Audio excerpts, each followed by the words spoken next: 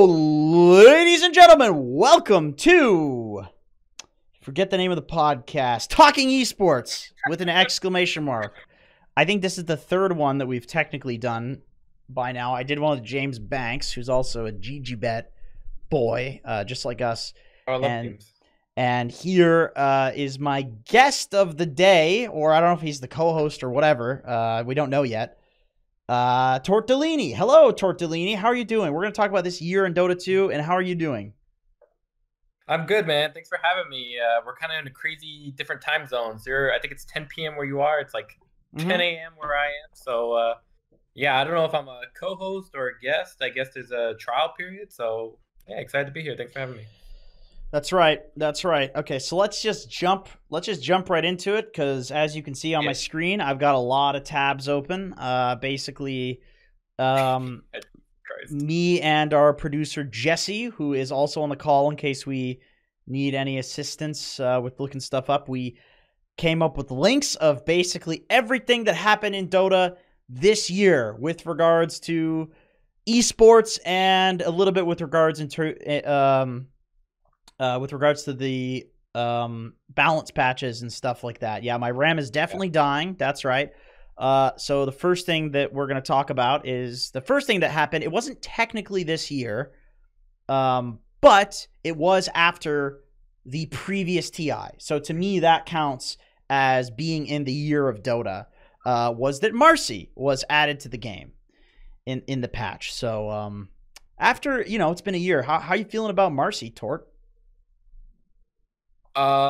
I mean, I'm very impressed of how broken she is in the different states that they keep making her, right? Like, do you remember when she first came out? She was like an absolutely unstoppable monster that would be able to jump on anyone and completely destroy them. Yeah. And then they switched things around where you just want like Arcane, Angel Lens, and Tranquil Boots. And it made her even more OP, where she didn't need any items and she would just win. And then they switched it again around where, okay, now you can't jump on enemies. Like, now in order to stun, you have to jump on an ally to stun them.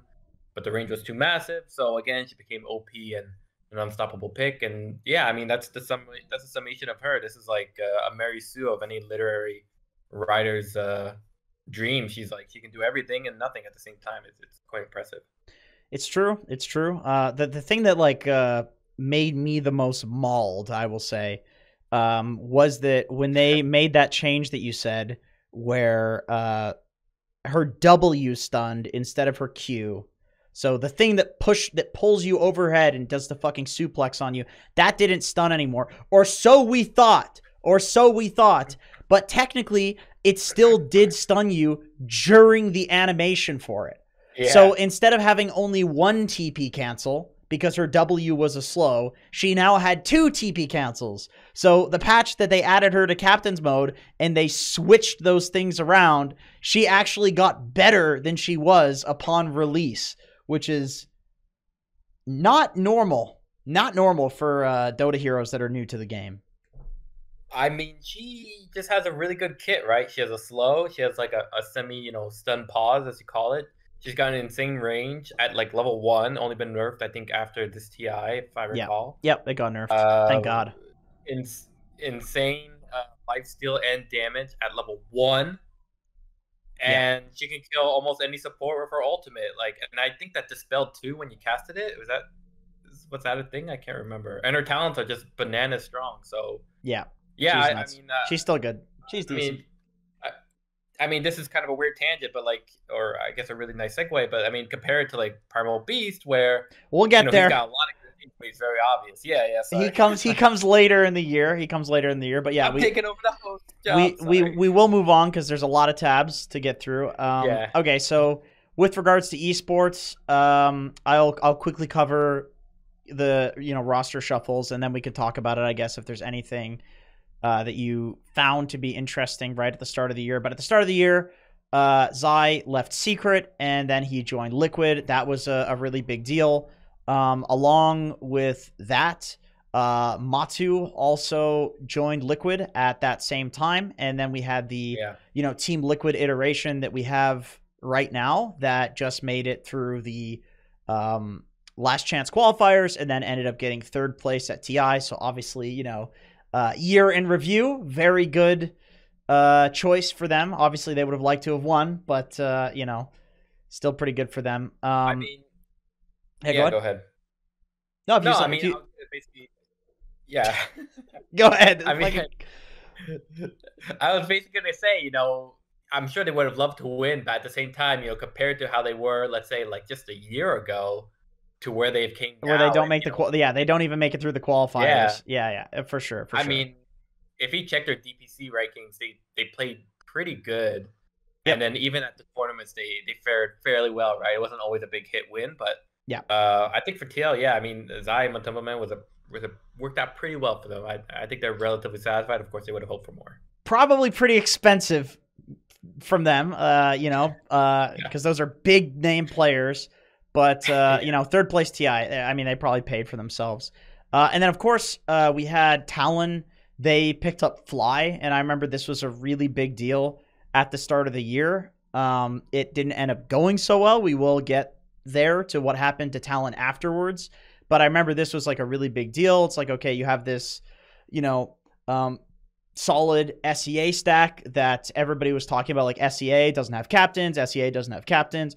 Okay, well, here you go. Here's Fly, an actual, you know, captain to take this skilled squad and a level head. do something with them. And unfortunately, of course, didn't pan out that way, but that did happen. Yeah, feel free to interrupt me again if there's anything you want to chat about in terms of this. Otherwise, we can just kind of talk about it I'm at very the end. rude. I'm more than happy to interrupt. Yeah, go ahead. Team Secret, we of course had Ice Ice Ice being added onto this roster, and I remember at this point, this was a pretty big deal. Who else did they add at this point? I remember there was. I wouldn't interrupt you. That was an interrupt.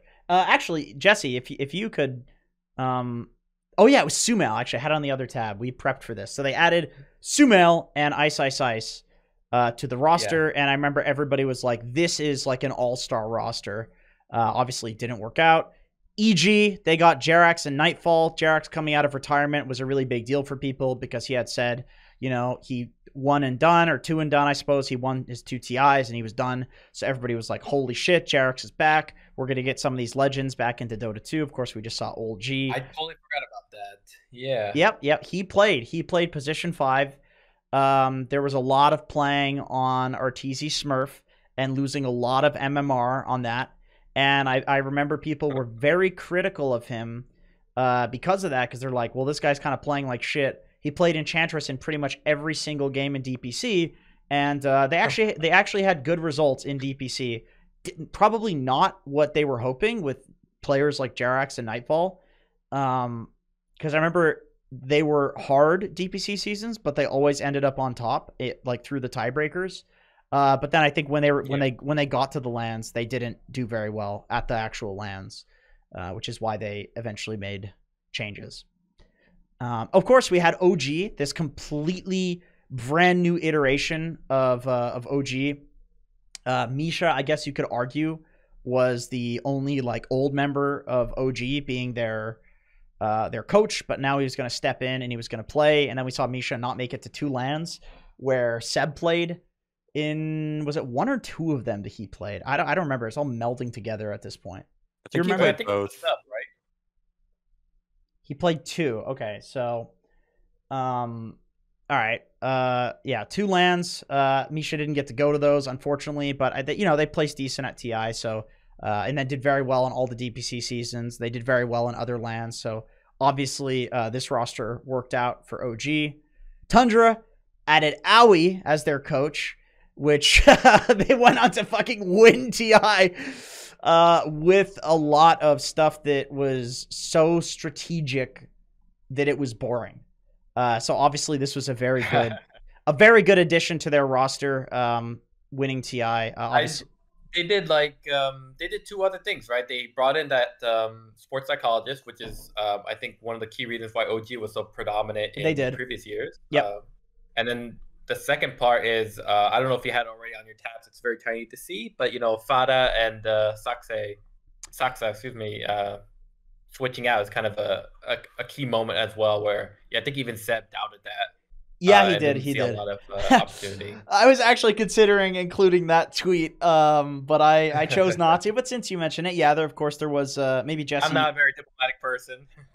There was a actually I can't bring it up because I can't go to the Discord call because it'll show up. But yeah, there was a Seb tweet that said like the kicking of Fada is basically going to go down as like the worst kicking in history. Obviously since then he's recanted on it on the Monkey Business podcast and he's made a lot of like self-deprecating jokes about it.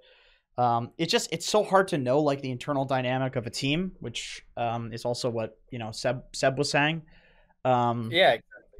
I mean, it's so hard to predict. It's like this team's gonna go on to win TI, I mean, you don't really have insight into the reasons or justifications to the same extent that those are involved with the decision making, and more importantly, you got to respect someone's decision regardless of how you personally feel. So there's no hard. I mean, I know a lot of more younger or immature people even tend to kind of cling on to someone's absolute statement on something that's occurring, but really it's just it's no different than making statements on a balance patch where you see Marcy get changed and then you're like, well, Marcy's pretty much dead, and then you just see her come back again and then you're like, okay, I'm a big fucking idiot, everyone's gonna know I'm a big idiit.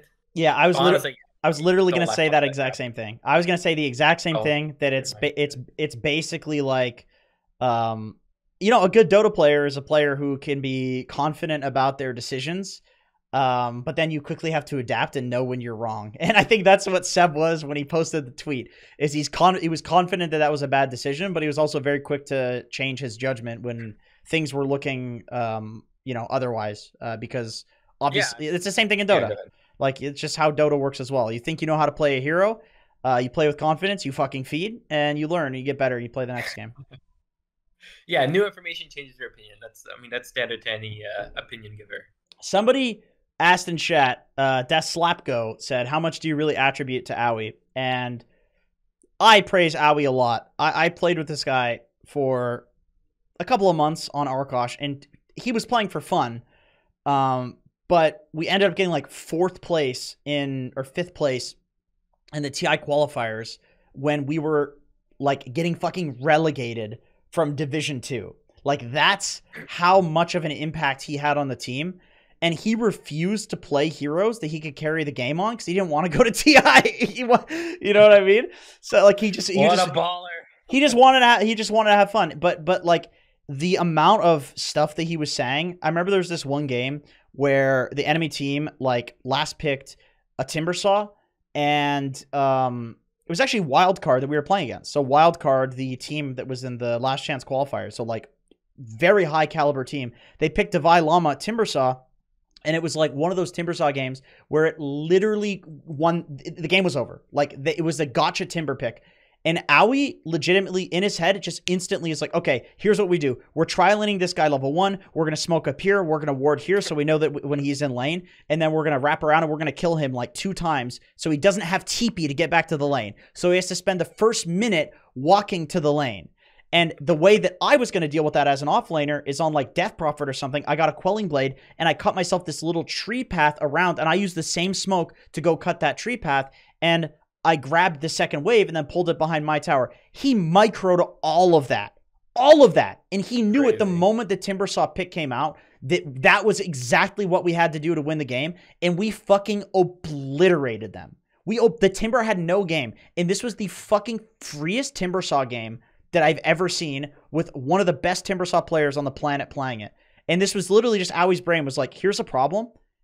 It's like, it seems hopeless. We've lost the game and we have to do this exact thing or otherwise we're going to lose. And when he said like buy a Quelling Blade, I was like, what? Like that was at a point where people weren't like buying Quelling Blades on ranged heroes. It's fucking weird. You know what I mean? So yeah, I attribute a lot of the win to Owie. That's basically what I'm saying. I think this guy's a fucking genius, and he'll never admit it because he's a really humble guy, but he's a genius. I think you're really hitting. I think your point, and the question as well, is really hitting an interesting point where, I see a lot of kind of the public audience not attributing enough credit to coaches, but then blaming them for a lot of things that are generally a team decision. You're talking about Bulba.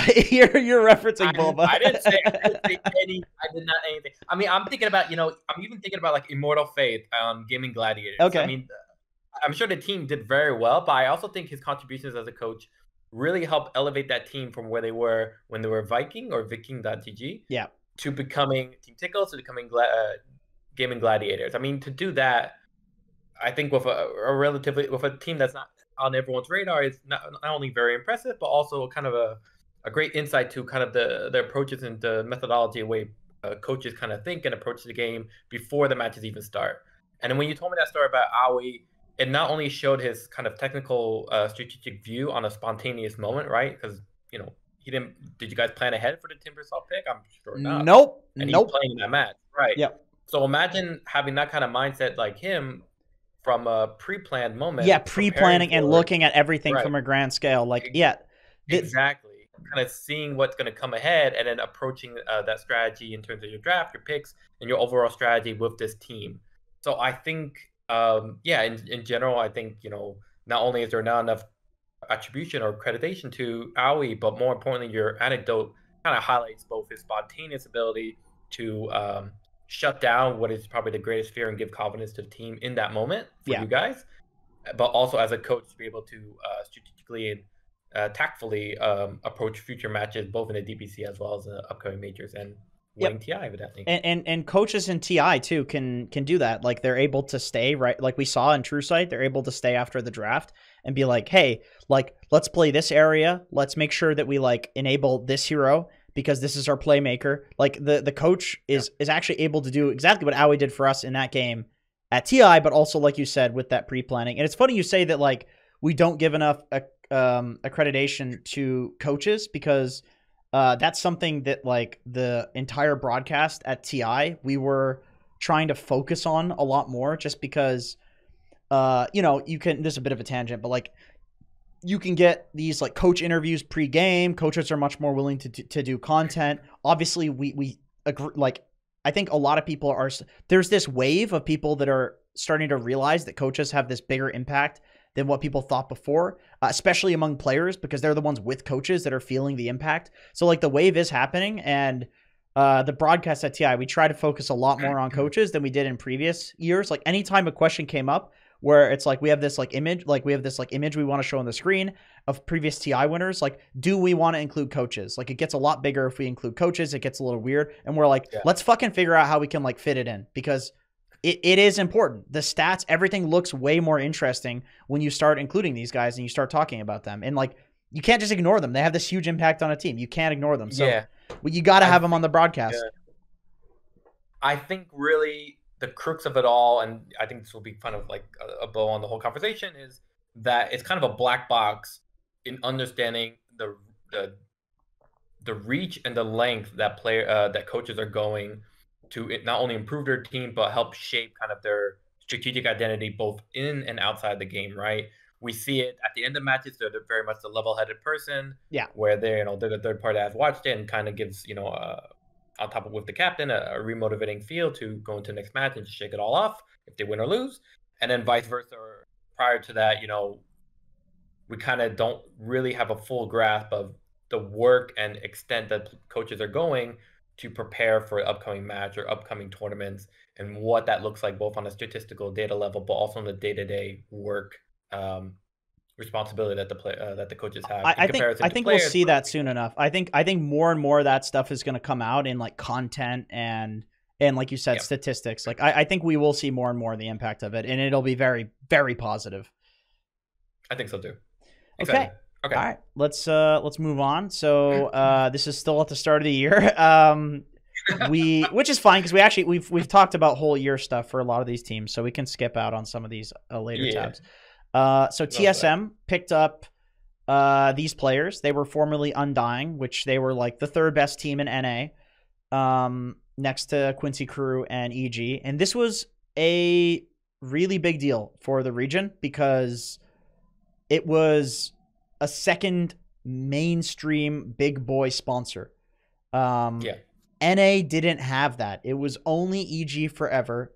It felt like NA was this starving region, like this, there's that picture of like the mother like holding up the child out of the water, and then there's like another child that's like drowning, and then there's like a skeleton that's like at the bottom of the swimming pool, and like NA is that skeleton. It used to be South America, that was the skeleton. Now South America's doing fucking amazing, which is great. But NA was that skeleton at this point. Now maybe you could argue like CIS, SCA struggling a bit, but I wouldn't go that far with that analogy. Yeah. But this was a big deal. Yeah. And then they actually ended up getting second place at, I believe, the first major. Let me check ESL once. I think it was this. Yeah, it was. My memory is not. I don't have. I'm not senile yet. So they ended up getting second place right after getting sponsored by TSM, and we're like, okay, we need more big sponsorships in NA, bro. Like this shit works.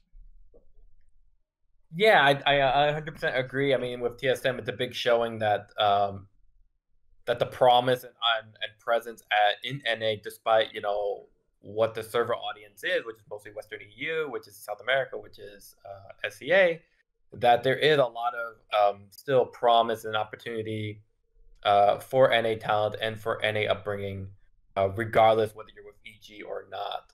Yeah. And then I think anyone who follows Jack and Quincy Crew, there was always this kind of idea. It's like why is nobody going to pick up Quincy Crew? Is NA as a whole dying? But now with this undying pickup and TSM, it's a lot more promising for sure. That said, jumping a little bit ahead in time, EG now going to South America. Yeah, we got Spotify. We got Spotify. We'll get there. Okay. All right. So start of the year, Team Secret picked up Crystallis, and of course, as usual with Team Secret, people always questioned. It's like, oh, this guy didn't even look that good on Team Entity. He would, Crystallis, feeding the Kobold with 1 HP on Morphling. Like, there's a lot of memes that come from this guy. A lot of people questioned him. And then they get second place at TI. So obviously this was a very good pickup. And Puppy has continued the trajectory of taking these, like, young players that are clearly high skill, but everybody questions, and molding them into god tier players. And that's it for roster shuffles. Whoa, you forgot one more. You forgot at the beginning, you mean, right? What did we forget? Yeah, this is at the beginning. This is at the beginning of the year. That was all the major roster shuffles. Well, not all of them. Obviously, there were like Chinese ones and stuff like that were missing out, but these were the ones that I clicked on in the 3 hours that I prepared for this podcast. Okay.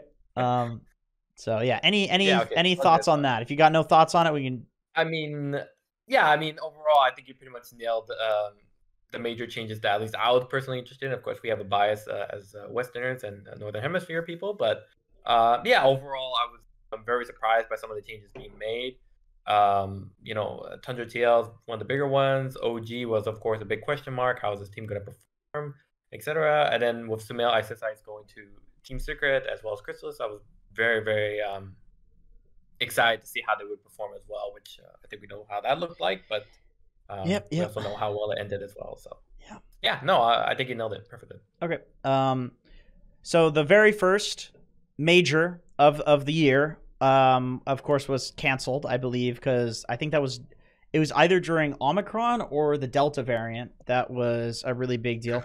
I think it was Omicron, and because Delta had kind of fucking ravaged the world, because that one was like it was like a really like tough strain of COVID, where like it was all the worst symptoms, like heavy symptoms. This was Omicron, but then Omicron turned out to be not as bad or whatever, but the whole world was still in fucking lockdown. So we had these regional finals. I just have the NA one up because I don't know. I don't really want to look at all of them. I think if you scroll up, you can pick the other ones.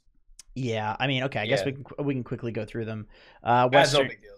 Western Europe, Gaming Gladiators won this. I remember this is when a lot of people were looking at Gaming Gladiators for like being, one of the most inventive teams in the world, particularly looking at like their pre 0 minute movements. They're doing a lot of smokes and placing really creative wards that would like win them lanes and stuff, and of course snowball the entire game.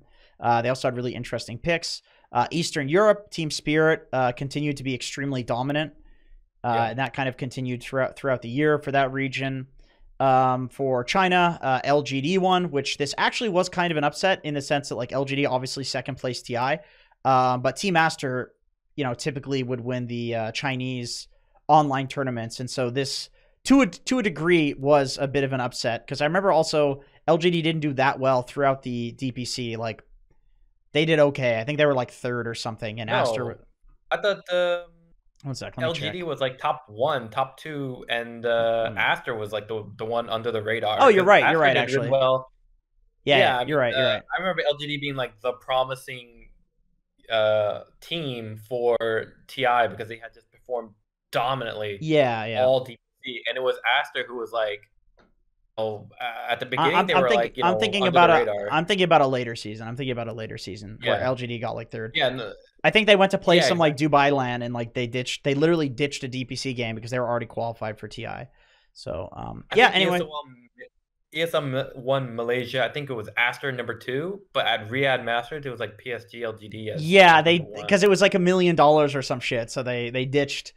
They ditched DPC for that, which is a very LGD thing to do. So yeah, okay, LGD continue to be dominant. So just like Team Spirit, and then Boom did very well for Southeast Asia. I think this also was somewhat expected. T1 also at that point was considered to be like one of the top dogs in Southeast Asia. So it was really a bit of an, it was like not really an upset, but it was close between them. TSM winning NA actually was an upset.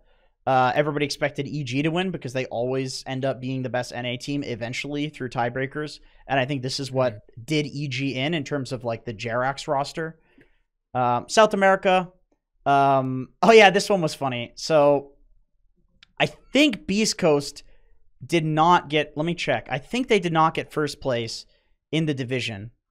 Yeah, they got third place in the division, which happens with Beast Coast. They always do okay regionally, but then when it comes to the crunch time, they fucking win, which is also what Beast Coast did at most of the majors throughout this year. And that's it. That's all the regions.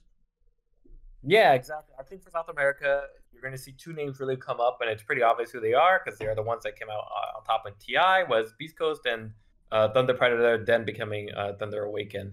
Both top 6. Pretty much. Yeah, exactly. They were always just dominant, both in the region and then TI. They really showed up when it mattered. So, yeah, really happy. As a Latino myself, really happy for this was the roster where they had Oscar instead of Sacred. And I think that was a really good pickup. Sacred is just such a fucking amazing offlaner. And now I think Sacred is still... He's still on the Thunder Awaken or Thunder Predator, whatever the hell they are now. Thunder, I don't know. Thunder Awaken. I think he's still on that roster now. And the offlaner for Beast Coast, I think, is Whisper. Or EG, I guess. EG. No, I think Sacred's on Beast Coast. Oh, wait, no. Thunder is gone. Thunder is gone, right? Yeah. And Beast Coast has Sacred, and then EG has Whisper. I'm thinking of EG as in like EG is Beast Coast, and then it's weird. Anyway, you just click on the names, and then we'll get there. We'll get there. Yeah, but I'm testing if I'm remembering correctly. But it's so weird saying like EG for South America, because it's like this is a fucking, such a traditional like NA org. Okay. Oh shit! 3-1. After all of this happened, we had the regional finals. 7.31 comes out. They release Primal Beast. What did you think about Primal Beast when they released this guy? I mean, he had... I personally love him. I love fat, annoying pieces of shit heroes that are just there to ruin your day. Call me a masochist, I don't know. Call me someone who's just tortured deep inside, but... No, I thought Primal Beast... I like him too, dude. Design kit.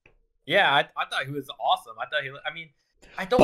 My timeline's a little bit feathered here. I'm not quite. I can't recall if he started out strong and then he got a huge nerf and then he got strong again, or it's the opposite around. He was shitty. I think he was shitty. Okay, so this also is the patch, by the way, just to remind you, where the jungle was going to be the big thing. The jungle is strong again, which turned out to kind of only buff Beastmaster, Enchantress, Chen, and then nobody else really gave a shit. Lycan. Yeah. Basically, all the summons heroes got buffed, and nobody really gave a shit. Like, nobody's like going into the jungle and dying to these creeps. You know, if it happens, it's still funny. It's still a meme. But I remember that's not true. There was that one ogre creep. What is his name? The brawler. The most annoying piece of shit. Dude, if you get stunned by that thing, you're fucking like high, or you're not. It happens in pro games, man. That shit is annoying. Yeah, I can tell you. I get stunned all the time. I just played in a qualifier. My idiot carry player called Brian Banana Slam fucking Psychopath Jamma died to a fucking ogre creep, and then we won the game. So yeah, it happens, but only to idiots. So, and that was how it was before, by the way. Only idiots died to the jungle. That's still true. I think they had to nerf all of these creeps. They had to nerf Dom. They had to nerf a bunch of shit because this patch was just like, hey, Enchantress players, guess what? Now you're this fucking toxic hero, but the creep that you have is way more powerful, and nobody else gives a shit. And then also there was Primal Beast, which I think you were right, where he was bad, and then they had to buff him. He was really bad, and they had to pump up a bunch of his numbers, and then he was really broken. Yeah. For the junk creeps, it was just overcompensation for Necro leaving. Because when Necro left, I think almost every single jungle zoo hero was just, I think, crying their eyes out, saying, what the hell am I going to do with that? That's true. Yeah, there was a weird patch where everybody was going like Vlad's on Beastmaster and stuff, and just like, I'm gonna rush a Vlad's and have auras, and you didn't have a creep, and nobody really gave a shit about you. You just weren't that scary. This was just a guy in the corner at a party. Yeah, exactly. You're just throwing axes. People are like, why the fuck is this guy juggling with axes? That's not that interesting of a hobby. Let's see, what else did they add in this patch? I'm gonna scroll down. Oh yes, this was a very important patch. They added Wraith Pact in this fucking patch, bro. Yeah. Wraith Pact. And I remember at first, everybody was getting the Boots of Bearing, and it was like, this is the new item, guys. This is the broken one. And then it turned out to be this fucker. This fucker that plagued Dota for a year straight. And a year plus, Yep.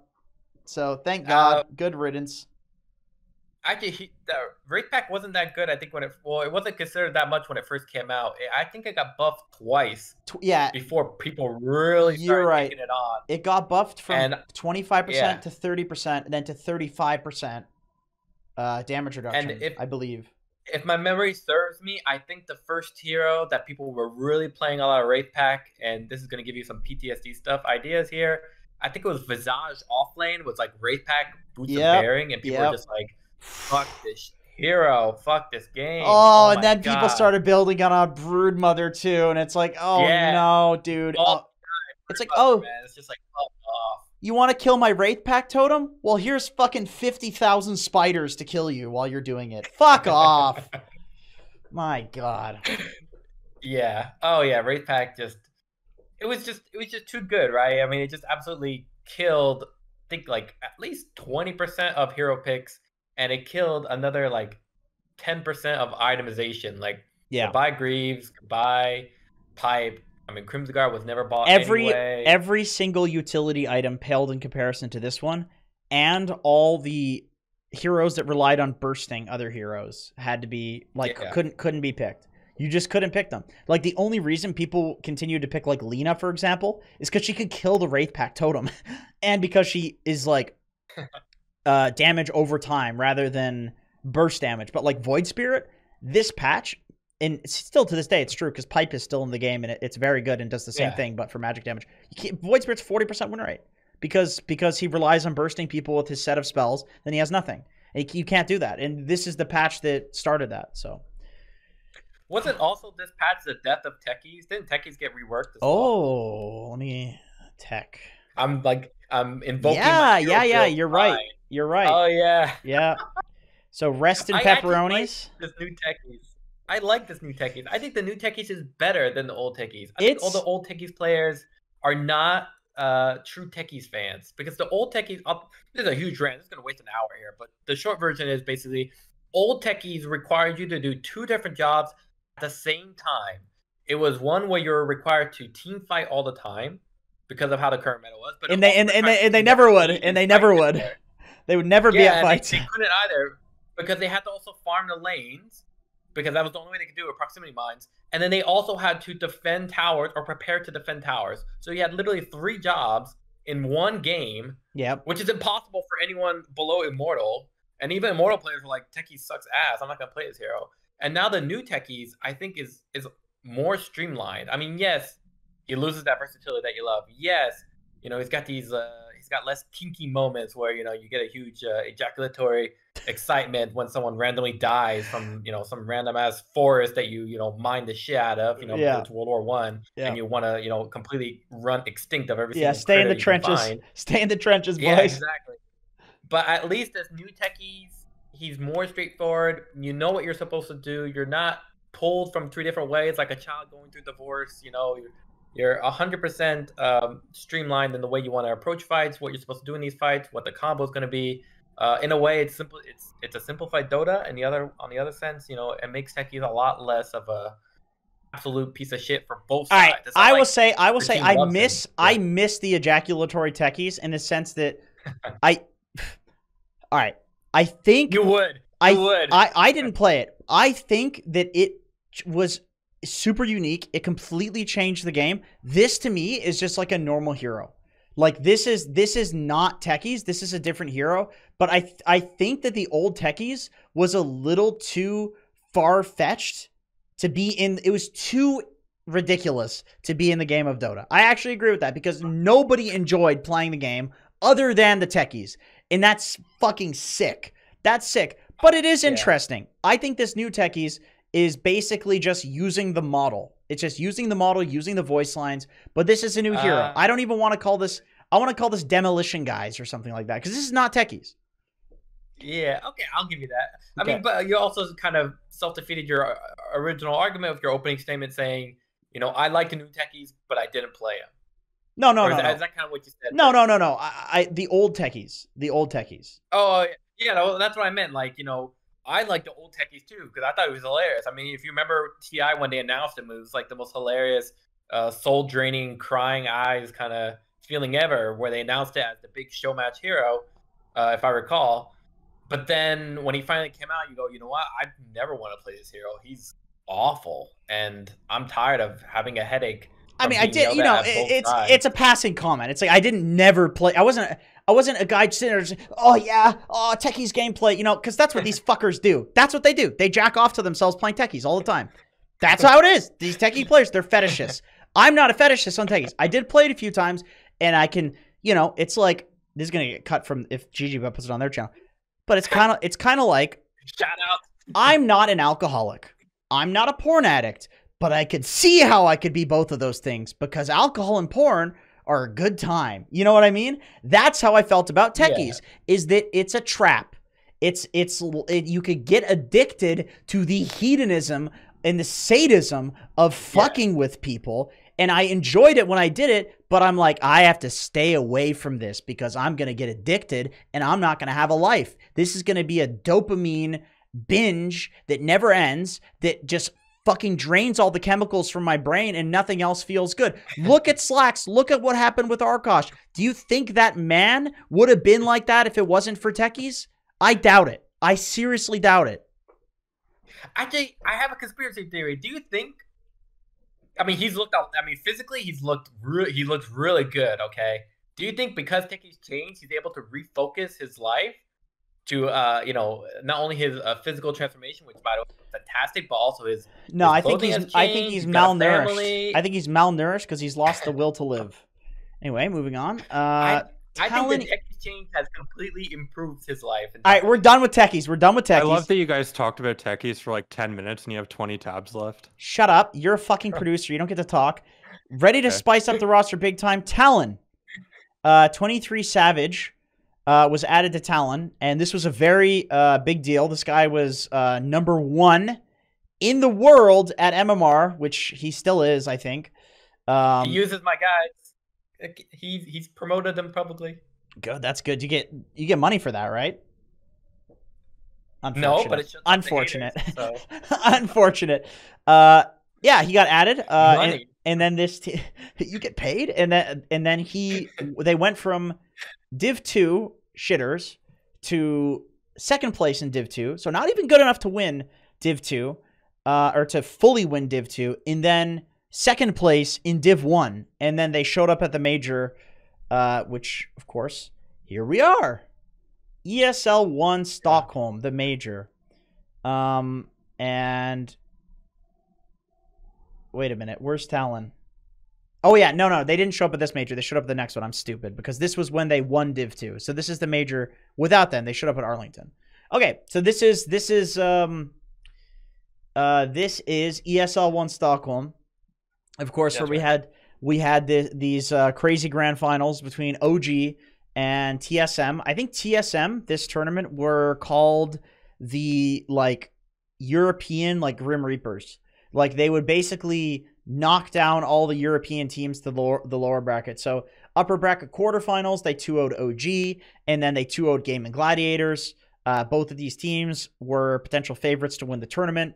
Gaming Gladiators, previous to this, had just won the regional finals, as we saw earlier. Right. TSM 2-1 Tundra, knocking them down, and then OG 2-0'd them.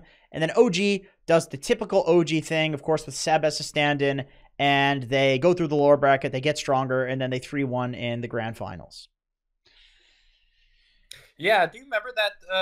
Do you remember the iconic heroes for that patch or for that? Yes, I do. Major? I do. It was yeah, go ahead. Wraith packed Pugna, I believe. Everybody was getting Wraith packed on Pugna, and then Enigma was the big hero. Saberlight offlane Enigma. Yeah. Big black holes, baby. It was. I think you actually don't remember the Storm Spirit with Null Talisman era, which was exactly this. Was that patch? Let me check. Yeah, it was like 4 Null Talismans, and you're like, oh, okay, so it's this kind of fucking game. Wait, did I pick? Yeah, this is a Storm game. I picked the game without Storm. Nice. Oh wait, okay, second. Wait, is this not in order? Game 2. 4. Just pick number 4. Yeah. Oh, here it is. Here it is. Oh, yes. Yeah. Oh, I remember this. Good. Dude, I loved this shit. This was my favorite iteration of Storm ever.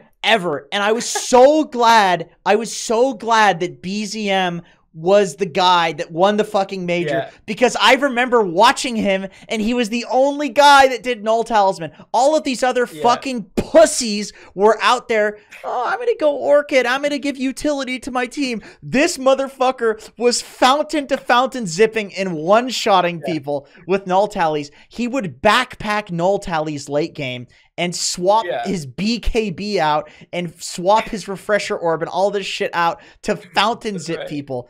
That was awesome. That was the most satisfying period of Dota for me. I would literally just try to Kamehameha people from the fountain on Storm Sphere, offlane Storm.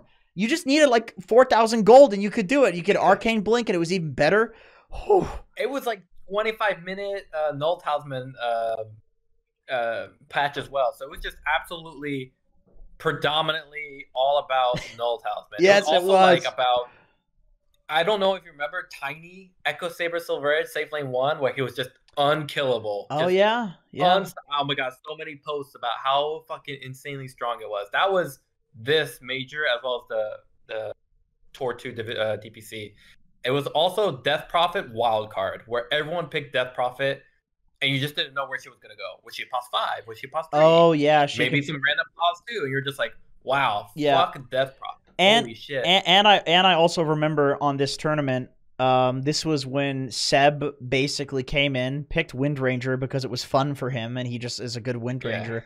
And then everybody started playing it, and it was like, are they going to ban the Seb Wind Ranger? Are they going to ban it? They didn't ban it. He got picked it again. And it was one of these weird things where like the viewers and the casters and everybody was trying to figure out why teams didn't ban it, and pros just kept not banning it because I would imagine it was like clearly it's just something he wanted to play, and banning a 5 feels pretty fucking bad. But that was an interesting thing. And he was using the wind gust shit. I don't remember what it's called, to like push people back, and it was way more buffed at that point. Oh yeah, the Gale, right? The Gale, Gale Force. Gale Force. It was global, wasn't it? I think at one insane thing ever. So I think at one point it was global, but I think in this patch they removed the fact that it was global, but then they buffed it, like they lowered the cooldown and then they made it like push you more, something like that. Yeah. But it was such a big range that like you really you could just be at like the outskirts of a fight and you would still be able to Gale Force people in. And the thing that bothered me the most about Gale Force was that you could be like a 550 movement speed hero, and Gale Force was supposed to push you at like a certain speed, and you could, if you ran directly into it, you would stay stationary. So it was like a stun, and that was true no matter what. It was proportional, yeah. It was true no matter what your move speed was. Whereas with every other repositioning thing in Dota like that, it's like you would run into it. You'd be able to run into the Gale Force if you were super fast, or whatever the the other examples of that in Dota, and that was really weird. And I think they changed that eventually. But I remember that really bothered me. You could be Lycan running into the Gale Force and you'd still get fucking stuck, and it's like, well, that doesn't make any sense.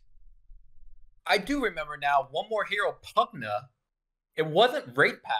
It was the Suckfest with the Shard and the freaking Nether Ward, and you would just be like, the five people. The Nether Ward gave damage reduction at that point. It was like or spell damage de-amplification or whatever. I think it was increased range, right? It was always like Pugna wouldn't necessarily be the one getting the Wraith Pact, but somebody would always get a Wraith Pact on the team with the Pugna. Yeah. It was about combining the damage de-amplification, which of course progressed until TI. That still is the meta. With Wraith Pact, it still is the meta with Pipe, Mage Slayer, things like that. Like there are definitely a lot of sources of like reducing damage in the game, and people are still abusing it. For sure. Yeah, I think the current meta is like all auras. It's like Mecha Greaves. Greaves, Pipe, like Mage Slayer. Like your carry's gonna get a Mage Slayer, and then some Leshrac on the enemy team is like, well, what the fuck am I supposed to do? I actually think Leshrac's like unpickable right now. Like it's just so hard to pick that hero. 100%. Because of Tundra. Yep. Okay. So after the major, this is the one. I think I have a couple of drama things in here. This is one of the big dramas of this year, and this was a pretty significant event for Dota. So basically, Ninja Boogie tweeted that SMG kicked him because his mom had cancer and she passed away, and like his dad had just passed away as well, which is very sad. And then this like absolutely vilified like SMG, and to this point, people don't like that organization, and they fucked up in other ways since then too. But this made it to the top. This made it to front page of Reddit. This is actually the most. Really? Yeah, this is the most upvoted post on r/WTF of all time. Was like, hey, look at this esport. Where so ironically, this turned into some of the best or worst advertising for Dota ever. Was SMG kicking Ninja Boogie, because he couldn't show up because his mom died, which is really fucked up. Yeah, I mean, we never got the other side of the story, so I mean, as any natural person would just assume that this must be, the veritable truth. I'm sure there's some. I mean, I'm always one person to kind of see both sides of a story here, but if one side just doesn't want to talk about it and the other side just 100% lays it out, as it is, it's kind of hard to, keep a balanced perspective when you only have one side of the story. But I mean, I think, if this is the truth of the matter, and I can only assume it is, then I mean, it's nothing more to really say. I mean, it's just unbelievably inhuman. This shit sucked. This is strange. not good. I mean, what the fuck? This might be the exactly. There like that's the thing. There are other ways of handling this situation that are not fucking inhuman. But if we've learned anything about Dota players, it's that Dota players are, and I think this is changing a lot these days because being a pro player is becoming a lot more mainstream, a pro esports player. But Dota players are all in it to win. They think they're the anime main character. They think they can do nothing wrong. If somebody's not willing to put in the same effort as you, you're out. Even if the reason they're not willing to put in that same effort is because of their mom dying, like. That's just what this is. It's just an extreme version of main character syndrome that happened, where they've detached themselves from the human element of the team, the human element of the game so much because they're like, we got to win at all costs. We got to win at all costs. I'm Eren Yeager from fucking Attack on Titan. Like, we got to win no matter what, no matter what. that you end up doing this like inhuman shit. I mean, this is a fucking real aside here. This is a real tangent, but it really puts. Go ahead. Yeah, go ahead. No, I was gonna say, it really puts the pizza party meme like so far away from something that's completely, before it was just memed on because it's, you were disappointed, you want to discourage that kind of thing, and then this occurs, and it just really just puts into perspective how little people in Dota sometimes don't consider, don't take into context the situation that is occurring in your personal life and in the lives of those who make this their career, that make this everything they have, and put this as a priority, whether making guides or being question is how much of a priority, like how much of a priority is money and career and stuff when you're doing something that is so dehumanizing to me, like, because this is like an argument that I have in general. This is totally outside of Dota, but I believe that self-objectification, people that ground their identity in something which is not their humanity, I think that often results in like a lot of problems. Like, for example, if me as a YouTuber, if I obsess over only getting these big views and only getting these comments, and the fact, like, if I ground my entire identity in that, and then I lose my channel because I say something stupid or because people just stop watching me, then my life crumbles around me when I lose that. You know what I mean? And so I think, and basically what I'm saying is, I think when you consider yourself as like, oh, I'm a Dota player, I'm gonna be the best Dota player, you lose the human element of you that's more important, because humans, like, to me, humans have like infinite potential, and that's more important than anything that you could be. You could be a billionaire, you could be a brilliant YouTuber, you could be a brilliant Dota player, you could be the main character in a fucking anime, in an anime.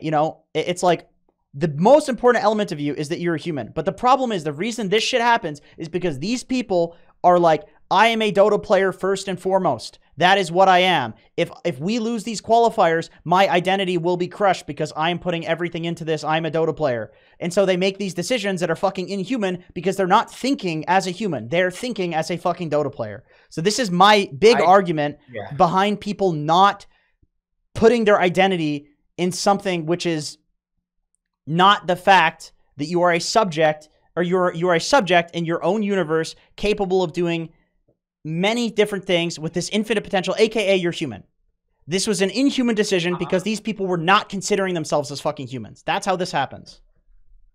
I think I acknowledge what you're saying. I also think it's in the context of age. I can't recall how old you are. Are you like 28, if I recall? Something like that. Younger? I'm 29. I can't. Okay, 29.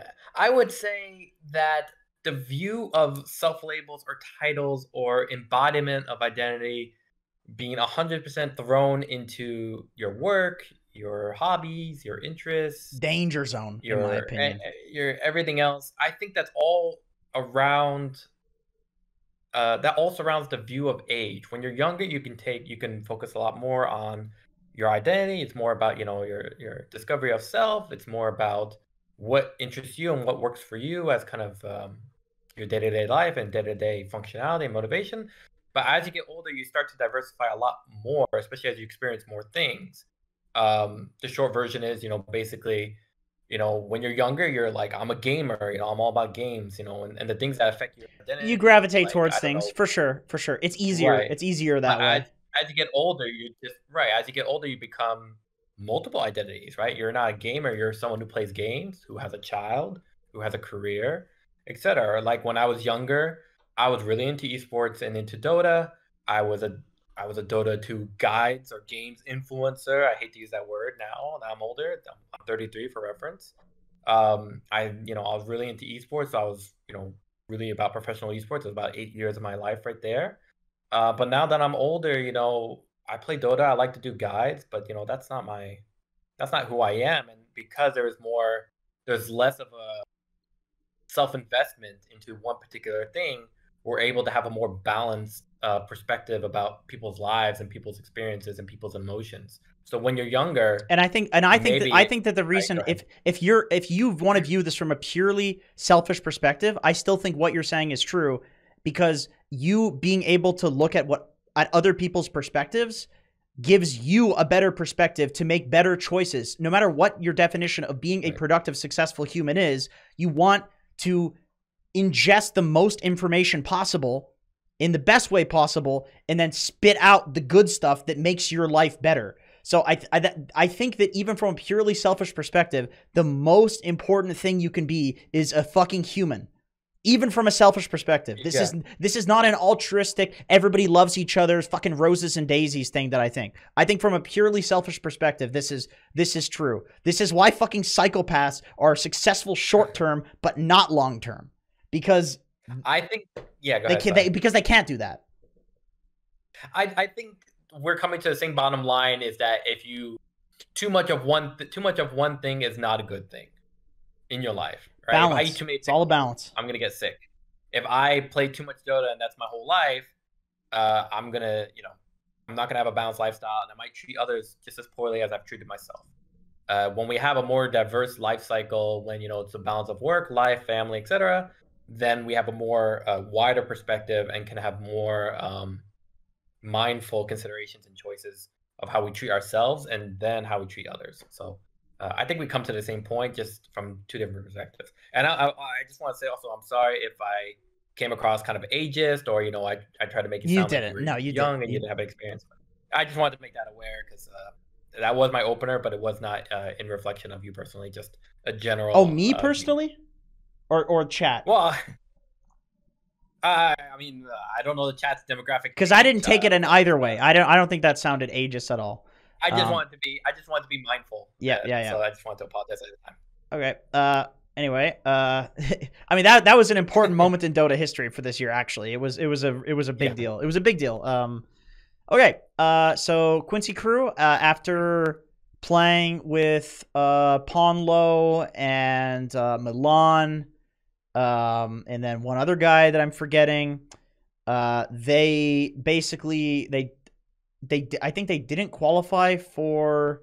Yeah, they didn't qualify for the first major, or technically the second major if you consider the regional finals to be a major. And then they went back with their old team, minus SVG, and instead they got Fata, who had just been booted, as we talked about, the previous season off of Tundra. So this was a really big pickup. This was basically like, okay, this is old Quincy that was super dominant in NA, and then plus, one of the best captains of all time, one of the best players with like the most TIs of all time. Like, this is going to be a seriously good roster.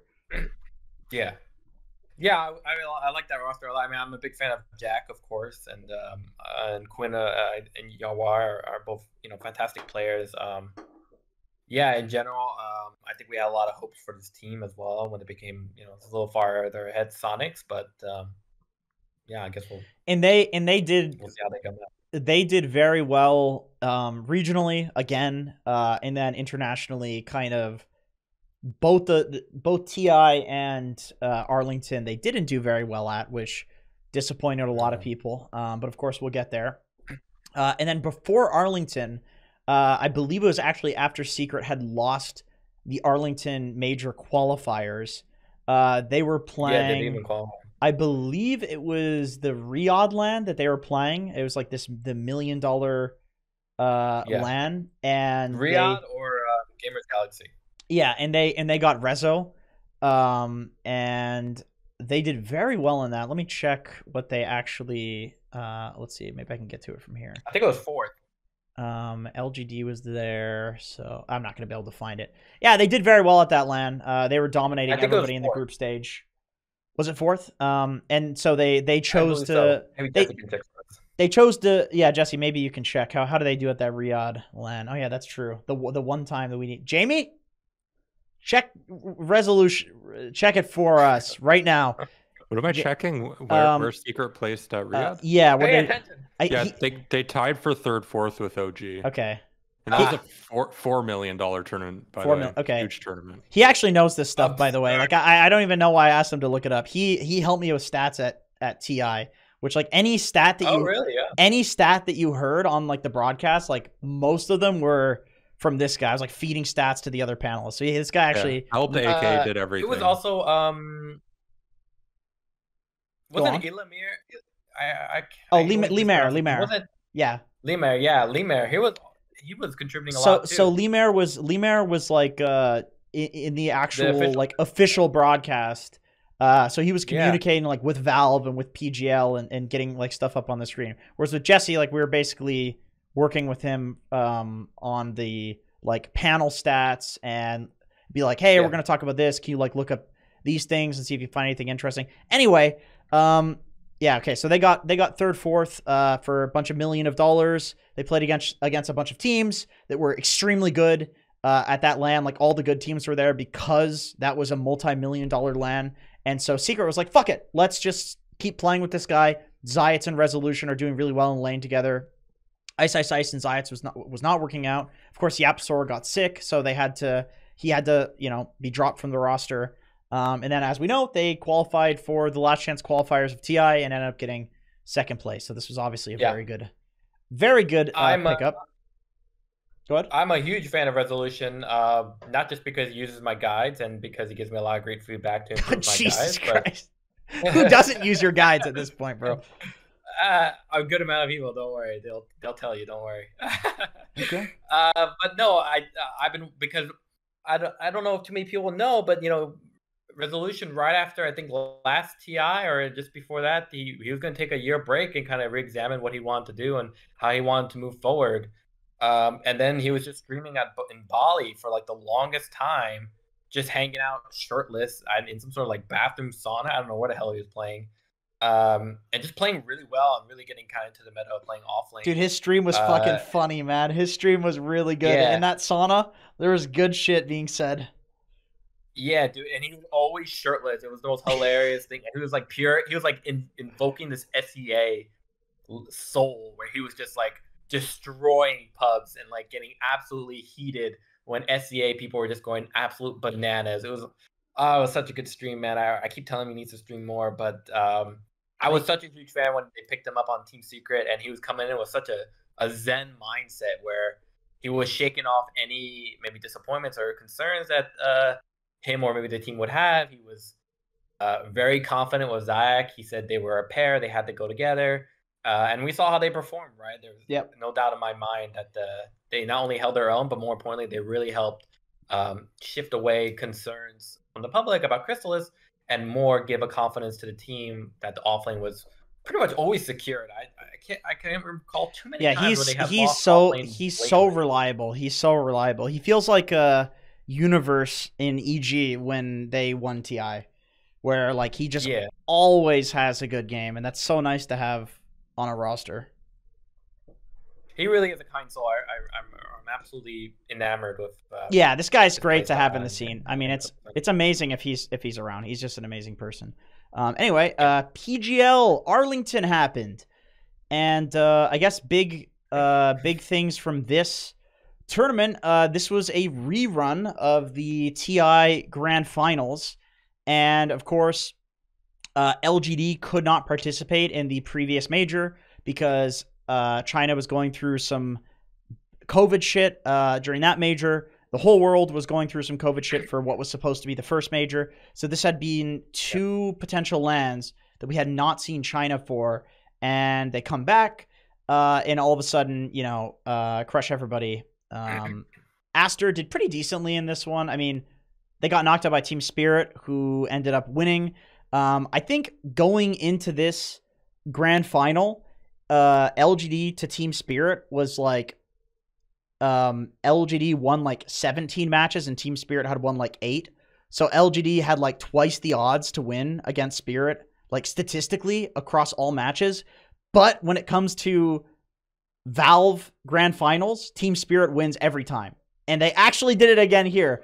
I remember at this major, from what I could hear in the crowd, because there were some audio issues, the second game was a crazy fucking 75-minute game where they got Monkey King Rapier and came back with 60-minute items. And then after that, LGD looked broken. They looked completely broken. Very similar to the TI Grand Finals, except the TI Grand Finals was like the other way around, and then Spirit pulled it back. But this time, Spirit just fucking crushed them after game 2. This was one of your. You were actually at this major. How was that? I never actually got to find out from you how it was in Arlington. Well, the best thing about the major for me, I mean, if you're asking for my personal perspective, the best thing about the major for me was that the hotel was literally across the street from the venue. Like, not even, it wasn't even a street. It was in the parking lot. And if it rained, it was in a parking lot that had like a roof to get to the major. It was fucking amazing. And I loved the Texas food. I loved that everything was massive. That's awesome. In terms of the actual venue, there were some audio issues. It was hard to hear from the crowd, which obviously kind of sucked. Those got worked on throughout the days, and it did get better. But the best thing about it probably was the Dota being played was very good.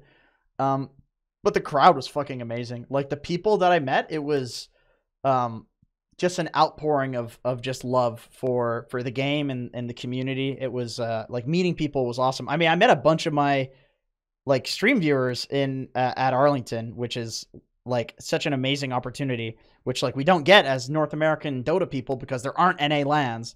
So yeah, Arlington overall, I fucking loved it. I loved it. Like, just one of the highlights, absolute highlights of my life. Like, I really hope I get to do another LAN at some point, because it's a big deal, but it didn't really feel like a LAN for me because I was at this remote broadcast.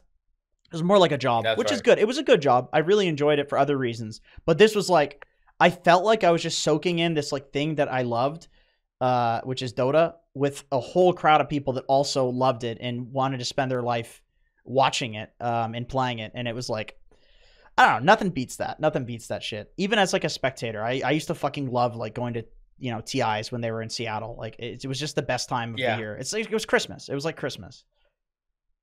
I thought you were great, so I really enjoyed not only having an NA crowd, which is quite rare, but I really enjoyed you on the cast and on the panel. Thank you. Yeah, so I cast it with Suns fan. There's a lot of fart references. He said GP gay one time. I clipped that. I clipped it because I went through. I don't remember that. It's bullshit. So basically, the whole time. Okay, so there's this one time we were at like casting. It was like ESL Summer or something like that. And he was casting GPK, and he said GP gay, and he's like, oh no. And then obviously it went on Reddit. Everybody was making fun of him, laughing at him for fucking up and saying something silly. Canceled. And yeah, exactly. And it's Suns fan can't be canceled. And then I was like, the whole time, I was like, I knew we were casting outsiders. And I was like, don't say it, dude. Don't say it. Like, you're going to say it. Don't say it. So I was psyching him up, and he fucking says it. He says it right in the middle of a team fight. He's like, GP gay goes in with the big black hole. And it's like, dude. And I looked at the VOD later, and my girlfriend, who was luckily, like, because it was NA, she was able to actually come and watch. She was watching me like look for this clip, and she's like, you are spending more time watching the game now than you were while you were casting it. You're more focused. I was like, I have to find him saying GP gay. And one guy in chat said GP Kappa Pride. Nobody else said anything. Nope, because Suns fan fucks up so much, nobody clips anything from him. So shoutouts to FartSucker69 for GP Kappa Pride, and you're the one person that noticed. That was my work that got him to say that. Priming him. Anyway, that's enough about PGL Arlington. Let's talk about... What was the patch on that? 7.32.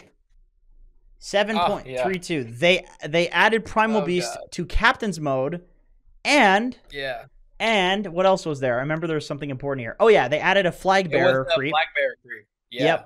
Yep. And they made the early game and the mid game much longer. Oh yeah, and the Glyph of Fortification gets refreshed. Oh yeah. On the tier 2 and tier 3. Which I think is a fucking big deal. This really slowed down the game of Dota. Yeah, long overdue. Yep. I mean, I think late game, personally, like, I think late game scenarios are like what makes Dota so fun. Just these crazy team fights with like all these items and decision making.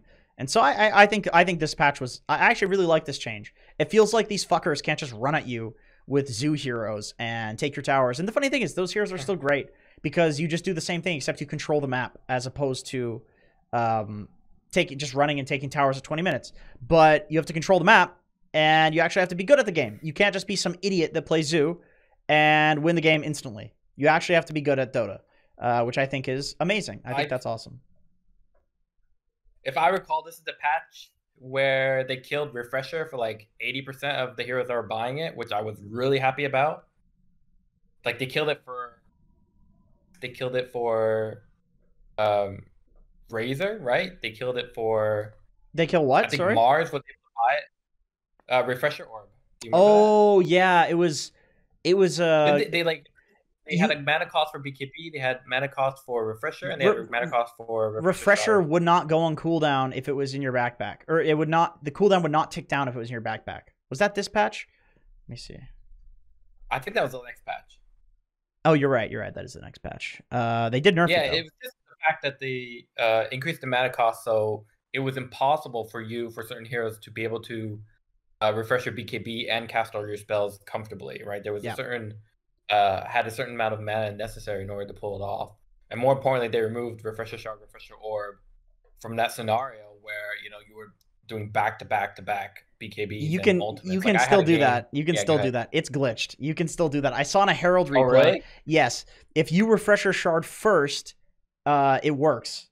You can refresh. It doesn't put the Refresher Orb on cooldown, but if you use Refresher Orb, it does put the Refresher Shard on cooldown. So it's... I had a silencer game where I had Refresher Orb and Refresher Shard, so it was like 18 seconds of just pure silence. Yeah, it was you can still do that. Glory, but then I realized it was strong. Oh man, that's hilarious. Yep. That's funny as hell. Fucking stupid. It's fucking stupid. Okay, so after this patch, prior to the international, we had Anna... we forgot one more thing. Go ahead. One more thing about the patch. Your colleague or your viewer, Jan Ray / Control F, ready? 7.32. Isn't also 7.32 where they removed the small camps at mid? Is that the patch? Oh, yes. So mid lane became less. Mid game to being Mid lane wasn't just fucking picking up bounty runes and just farming the small camp. Dude, that was the lowest skilled mid lane patch that has ever existed. Like, it was so easy to be a mid laner. You have to have skill again. You have to be good at laning again. So this was a good change. I really like this change in retrospect. Yeah. Thank you for the heads up on that. To be honest, I'd like that. I'd like the easy patch with the mid and the small camp because I was a terrible mid player. But I agree that the challenge of because I wasn't that patch, like when small camp was at mid, wasn't that the patch where Queen of Pain was just an absolute busted farming hero? And Shadow Fiend just absolutely won every time. Yeah, Puck as well. Because Puck would orb through the wave into the small camp. And then you'd also be able to orb and pick up your bounty rune, which I think also got moved. It was closer to the river before. So it was really easy to get bounty runes. So they basically nerfed that like AFK mid laner stuff, which is great. And keep up the light mid as well died. Yeah, it means I can't play mid anymore. But I think this was necessary. It makes mid back to that role where it's like interesting and people have to be skilled at it, which I think is a cool thing for Dota. That the roles are so distinct in that way with like play style. I agree. Okay, so after this, I'll quickly go through these because we're kind of running along and we're getting to the end of the year here. No, there's a problem. So we have Thompson and Ana joining T1. I think Thompson Primal Beast looked amazing during the last chance qualifiers, but of course they didn't end up making it through. Secret and Liquid did. Okay, SMG, again, they fucked up. They forgot to sign up for the qualifiers after picking up Ice and Pelosin, which is kind of like karma, but unfortunate for Ice because I don't think he didn't do anything wrong. But definitely karma for the organization. Okay, there was the drama surrounding TI. Let's see.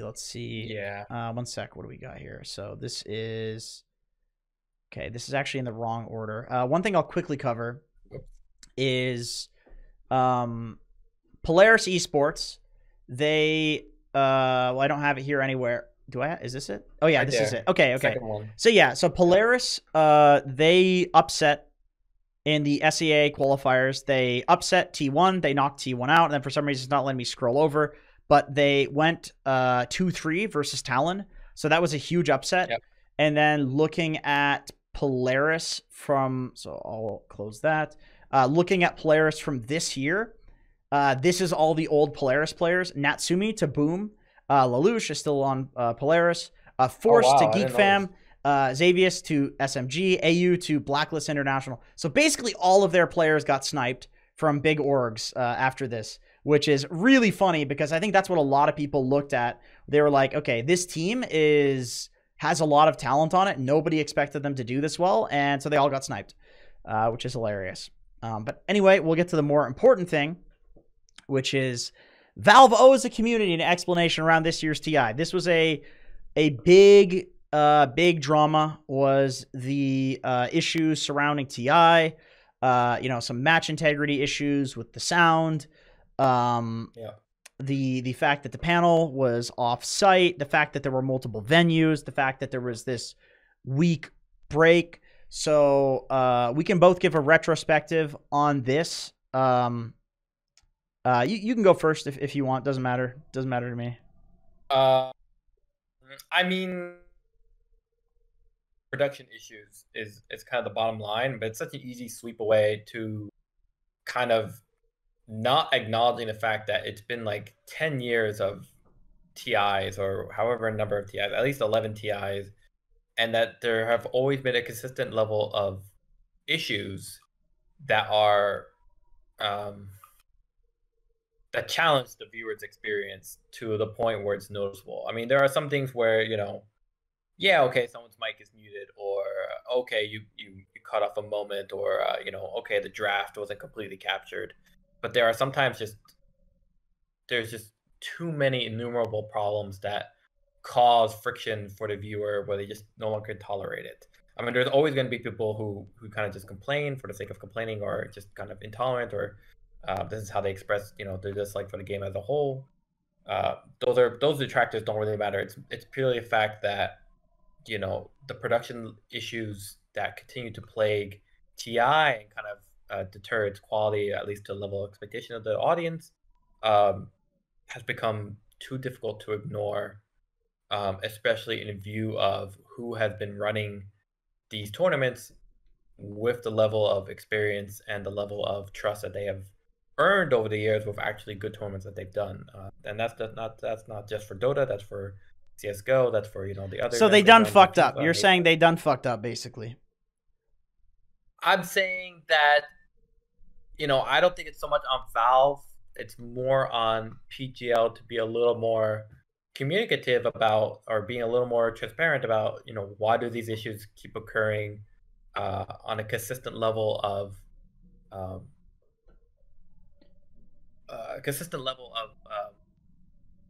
it's difficult to not notice this level of annoyances. Yeah, I agree. I mean, I think yeah. I think when you're like as like a gaming company, as a content creator, as anything where you have an audience, if your audience is like overwhelmingly saying something, then it's right. It's like objectively right, because objective in this sense is subjective to what the audience wants, because that's the whole point, is that it's supposed to appeal to that audience.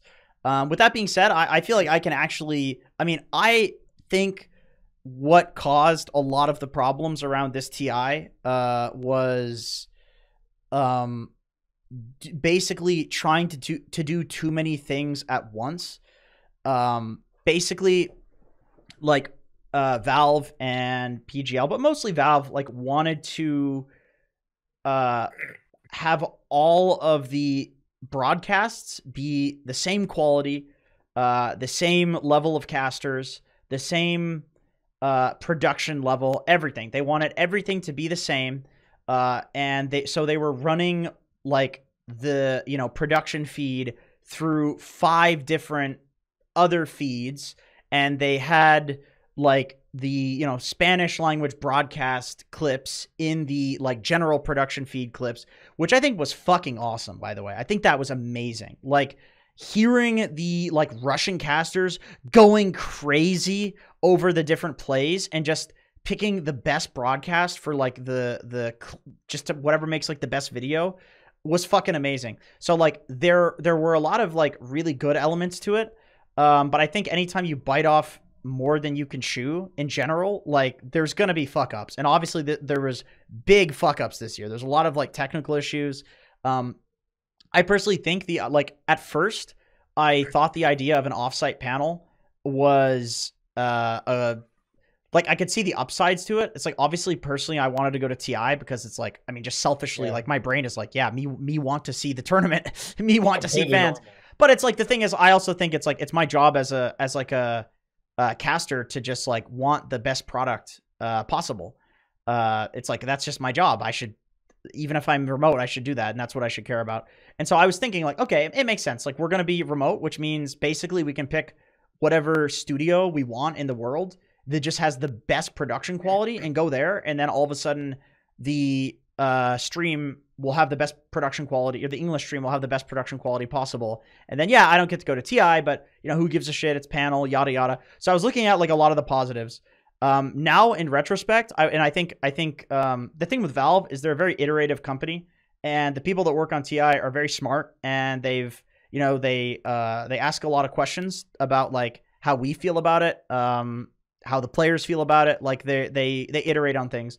I don't think it's going to be like that next year. I would imagine it's not like that, because people, like, the big criticism that I have is that I think we went to a studio that had crazy good AR, and AR is fucking cool. Like, it's sweet. But the thing is, I don't think AR belongs as much in a gaming LAN as it does in like a football event. And the reason I think that is because the novel thing to me about a gaming LAN is that I'm used to seeing these video game characters running around in some fake reality all the fucking time when I'm on my computer playing Dota, right? The novel part of a LAN to me is the fact that you have a bunch of these degenerate nerds that are coming on LAN, and you have a bunch of people that are there physically. Like, the physical element and the physical set and actually being there, to me, is the more novel thing. And I realize that in retrospect. But of course, going into TI, there's no way that I could know that for sure. But now that's what I think. So my retrospective on TI is that I think there was a biting off more than you can chew scenario. But I think there are really good things that came from it. The lessons from the fuck-ups are obviously going to be good lessons. And I think there were good things, like having the different language broadcasts, having equal value was amazing and made it feel like the international, like truly the international. I think the last chance qualifiers was fucking amazing and will happen again because everybody loved it. So yeah, there are good things, there are bad things. Overall, I think next year's TI will be, at least in terms of production, the best TI ever because of everything that happened at this TI. And that's just what happens when you like take on so much at once, is that there's a lot of learning that happens. But we'll see. Yeah, we'll see.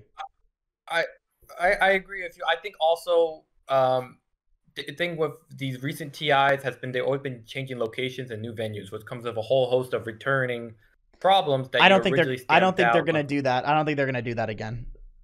Right. For the new TI, obviously we can't say too much about it, but what's been rumored leads us to believe that it's going to be a lot more comfortable in terms of the expectation of the audience. I guess that's I meant changing the venues like within one TI. I don't think that's going to happen again. I don't think the week break is going to happen again either. Like, I think there's a lot of things that they tried because there were like theories going into it, and the theories ended up turning out to be like incorrect. Like, it's too much like programmer logic, like, but not practical in the sense of a video game LAN. But it's esports. Like, nobody knows what the fuck they're doing because this is a brand new thing. So I mean, they tried shit. I think with Singapore, it was quite a display of, you're working 3 different venues across one event, right? You're doing, 4 different venues, right? If you consider that, you're doing it remote with an analyst desk, you need to coordinate with that at the hotel for the group stages. You need to coordinate for the first venue for playoffs, and then for finals, you need to coordinate with this last venue. I mean, that's going to create a whole host of audio and technical problems that is exasperated on top of the fact that you're doing it in a new country, in a new location, right? In Singapore. Yeah, for sure. As opposed to, you know, let's say Seattle, where, you know, you've done it time and time again. That's true. Yeah, that is true. Like the routing and the technical, the technical stuff is a lot harder to set up in a completely brand new venue, for sure. Right. So I think next year, I think you and I are very optimistic about it. I think it will return to form that's at least hoping to be as expected. And my final point about that is also the fact that I think because there's going to be hopefully a return to form, there's also going to be a lot more additional content creation and additional forms of entertainment for the user, so that the problems that have been emphasized in this TI will hopefully be less noticeable, or at least there'll be more positives to consider when evaluating the overall quality of TI as a whole. But I like PGL a lot. I like the CEO Silvio a lot. I think overall they do know what they're doing. There's just a lot of challenges when it comes to event production. As someone who's worked a lot with majors for CS:GO Berlin, as well as some minors and majors for Russia and Ukraine, I'm very familiar with sometimes things not always going to plan, especially on a technical level. Yeah, for sure. Okay. So last chance qualifier. We kind of already talked about this stuff, so we'll go over it fairly quickly. Last chance qualifier, of course, huge success. Lots of viewership for something that had no prize pool.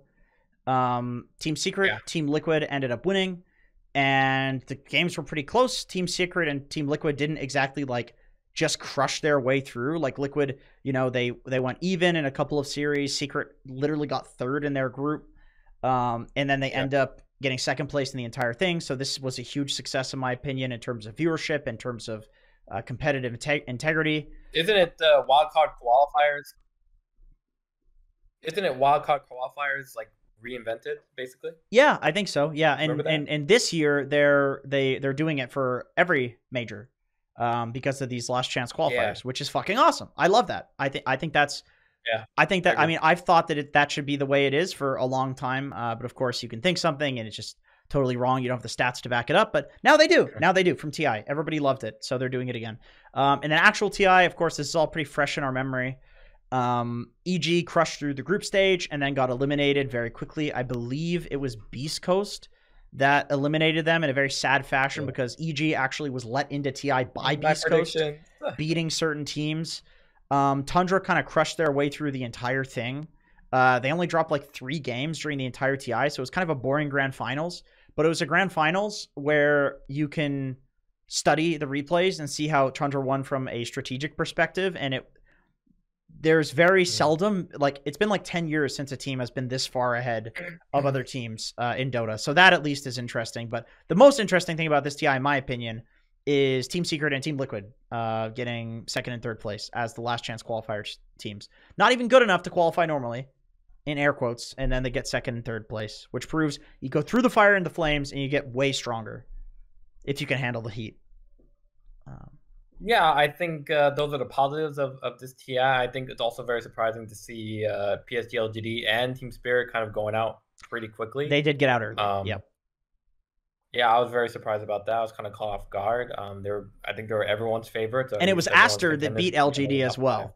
Like, usually it's the other way around, where LGD takes out all of, like, they bear the torch for China in these lands. But it was Aster for, like, they really broke this Aster curse of this year of, like, Aster does well regionally, but not well internationally.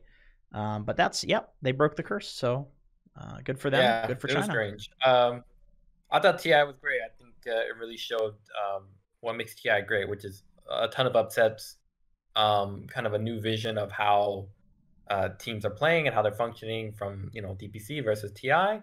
And more importantly, I think also it put into question, did that week between, let's say, playoffs and finals and semifinals, did it have an effect on the final games, or did you feel it was overall a momentum continued from the previous days? For me, I mean, obviously Tundra had a lot of momentum, and I think a lot of people were questioning, will Tundra continue their momentum? And, you know, clearly they did. But they did say, like, all the players when they were interviewed, they were like, yeah, we don't like this. So I don't think that's coming back. I don't think it was particularly good. I think there's probably some issues with the venue that were like necessary there, and some stuff they were trying for the broadcast, like making like that the actual finals sort of thing. But I doubt we'll see that part again. I think even if they want to do that, even if they want to make like the, you know, the upper bracket finals and the lower bracket finals, even if they want to make that like the true final weekend, they're going to do that where it's like Monday through Friday is like the regular tournament, and then Saturday, Sunday is the finals to the tournament. They're going to do it without the break. Because I think for viewers too, you lose the momentum of like caring about this crazy run that's going on.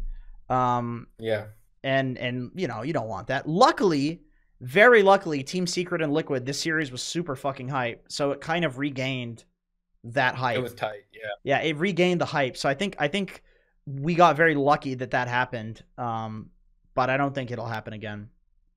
Okay. I think all the Team Liquid games were very exciting. Yes, they were. As a fan. Yeah. I mean, I think I wanted Team Liquid to win because of that, just because I felt like it was the hypest thing that could happen. Matsu coming back and joining Liquid and his last year, you know, last hurrah, winning the second TI, being, you know, one of the only two-time TI winners of all time, which now Awie's a two-time TI winner. Thunder versus Liquid was fucking crazy as well. Oh, so sad. Oh, so sad. Okay. Anyway, so at this TI, we had 2GD is back. He got his grand finals panel. It was hype as fuck. I'm not going to play the clip. They released the international swag bag, which I think is really good for the game. It basically, you know, they gave everybody an Arcana. This says a lot to me about, you know, Valve experimenting with ways to get the player base back. This worked. The player base had a local peak of like 5 years. Amazing. Yeah. I got a lot of guide users. I hit 515 million subscriptions. It was like the best day over day guides, games played using my guides. I think it was 1.8 every day for a month. So that's 54 million games total played. So it definitely brought back a lot of players who had previously played, and then, you know, they wanted their Arcana. They had to play 10 games. So that's we saw right. a lot of, I personally saw a lot of growth. And I think the player base also saw a lot of returning players, which is great. Fucking amazing. Okay, so after TI, swag bag, we had some retirements. Matumba Man retired. This is not a retirement. This is Faith Beyond retired. Absolute legend. He was on the Monkey Business podcast. I would highly recommend it. It was one of the most insightful Dota podcasts that I've ever watched. And I feel like China in the Western world, it does not get enough representation for their players. And it's really unfortunate because they're fucking Dota geniuses. And that was an amazing podcast. I would go check it out if I were you. And then Ame also retired. Maybe a few other players I just didn't have time to click. And then all of a sudden we have the new rosters with EG that moved to South America, picking up a mix of Beast Coast and Thunder Predator. So they got Pakaz, Pandaboo, Chris Luck, Matthew, and Whisper. And then basically all the remaining players are now on Beast Coast, new Beast Coast. Shopify Rebellion is basically old EG plus Saberlight, which a lot of people are saying that this guy at certain points in this year looked like the single greatest player in the world. When he stood in for Entity and was carrying them really hard. Entity then eventually went on to prove that they, you know, had their they were very strong on their own. But Saberlight at that point, people were like, this is the best player in the world. So this is very hype. Excited to see that. Nisha, not going to play the video because we're running out of time, but basically he turns around and says, hey, I'm here, in a very Nisha type voice. Nisha joined Team Liquid in place of Matumba Man. This is going to be a fucking insane roster with Nisha because a lot of players said this is the best player in the world at TI, even though he didn't end up winning. So this is going to be interesting. Secret, because they lost Nisha. They got Boom. I think people have been questioning this roster change. It's curious. I would say this is probably going to go like all the other Secret roster changes where people question it, and Puppy fixes this guy's problems, and all of a sudden he becomes one of the greatest mid laners of all time. And they will be very Very competitive. Gaming Gladiators, because they lost Boom, there's this domino effect. They pick up Quinn. Quincy Crew disbands. They're gone. That's surprising. Yeah, they pick up Quinn, who is our rank 1 NA player for like fucking 5 or 6 years now. So it's really good to see him. I'm really excited to see him on a team that's outside of the region and see how he competes. And then they picked up a guy called CY. I don't know who that guy is, but hopefully he, owns and does well. I imagine that's their coach. But they got Quinn. Nigma Galaxy got Amar, who's now playing carry for them. Which will be interesting. We'll see if Amar can handle the pressure of being on Nigma Galaxy. I'm excited for their coach. They have Immortal Faith.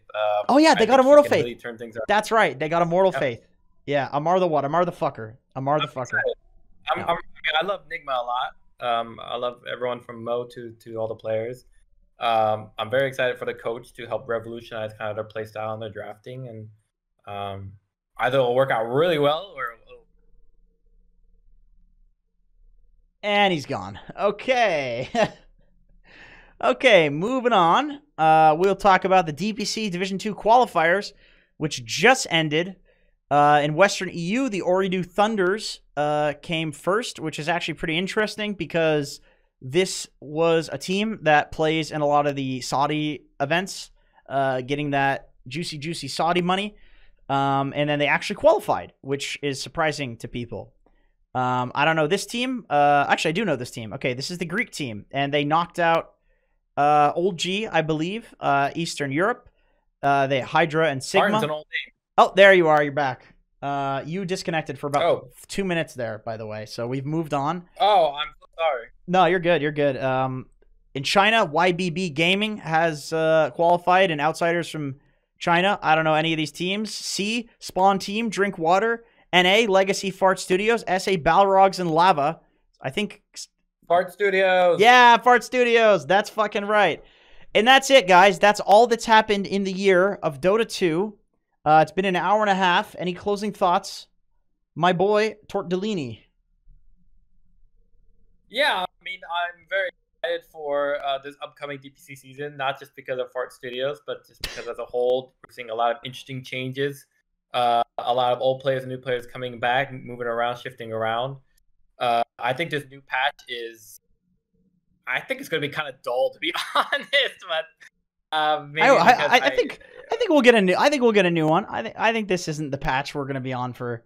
I hope so. Long. We'll see. We'll see. So I honestly, the fact that Raypack was nerfed only for Greaves and Pipe to come back is like super snore fest in my opinion. But I don't know. We'll see. I guess I'm really hoping for it. Fuck Ricky 4. If you're playing Ricky 4, fuck you. Yeah, I agree. Fuck you for sure. Yeah. Agreed. Yeah, that's why I think it'll be so boring. If Ricky 4 is the new hot thing, and Razor Bloodstone, it's just like. Oh, that build sucks. Get me out of here. That build sucks, in my opinion. I don't care for them at all. They're just it's a meme. So dull. These barrel through heroes is just like. It's a meme. Okay, that's it. Thank you, ladies and gentlemen, for watching the podcast. Thank you, Torte de Lini, for being my guest. Thank you, Jesse, for being the... Actually, producers don't get thanked. Fuck off, Jesse. Thanks for watching, everybody. Thanks to GG.BET for setting this up. And I'll see everybody on the flip side. Thank you.